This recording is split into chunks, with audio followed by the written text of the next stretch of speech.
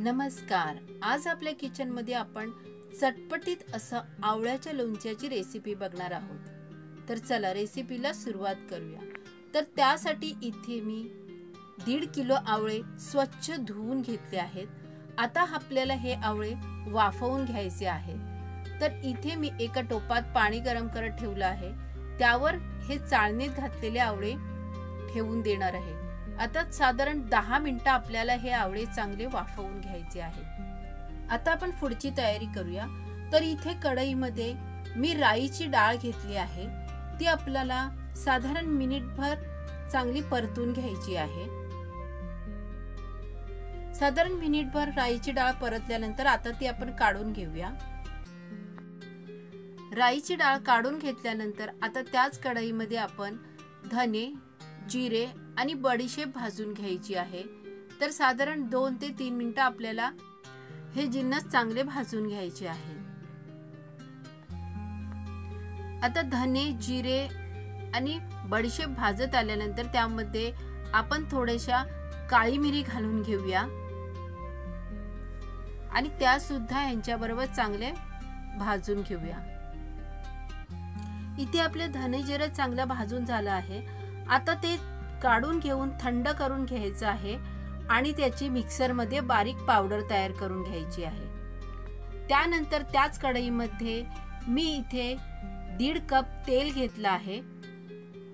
तेल हलकसं गरम झाल्यानंतर त्यामध्ये आपण हळद घालून घेऊया. हळद आपण तेलामध्ये चांगली मिक्स करून घेऊया. हळद तेलामध्ये चांगली मिक्स झाल्यानंतर आता त्यामध्ये आपण भाजलेली राई डाळ घालून घेऊया आणि ती सुद्धा तेलामध्ये चांगली परतून घेऊया. साधारण मिनिटभर हळद आणि राई डाळ मिक्स केल्यानंतर आता त्यामध्ये आपण लाल मिरचीची पावडर, धने जिऱ्याची जी आपण पूड केली होती ती घालून घेऊया. थोडंसं मीठ आणि हिंग. आता हे सर्व जिन्नस तेलामध्ये चांगले एकजीव करून घ्यायचे आहेत. गॅस आपल्याला लो टू मीडियम वरच ठेवायचा आहे.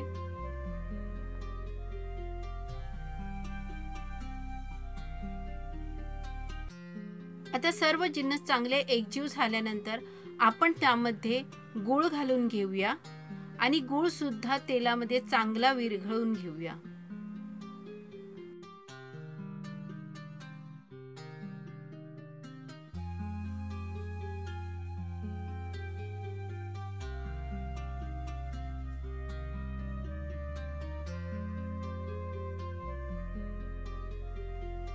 साधारण 2-1 मिनिटानंतर तुम्ही पाहू शकता ह्यामध्ये आपला गूळ सुद्धा चांगला मिक्स झाला आहे.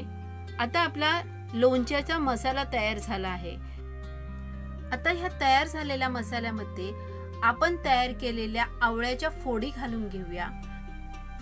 इथे आपल्याला आवळे शिजवायचे नाहीत कारण आधीच आपण ते शिजवून घेतले आहेत.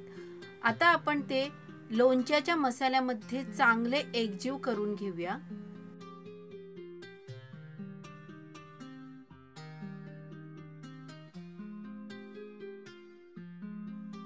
तर इथे तुम्ही पाहू शकता आपले आवळे मसाल्यामध्ये चांगले कोट झाले आहेत.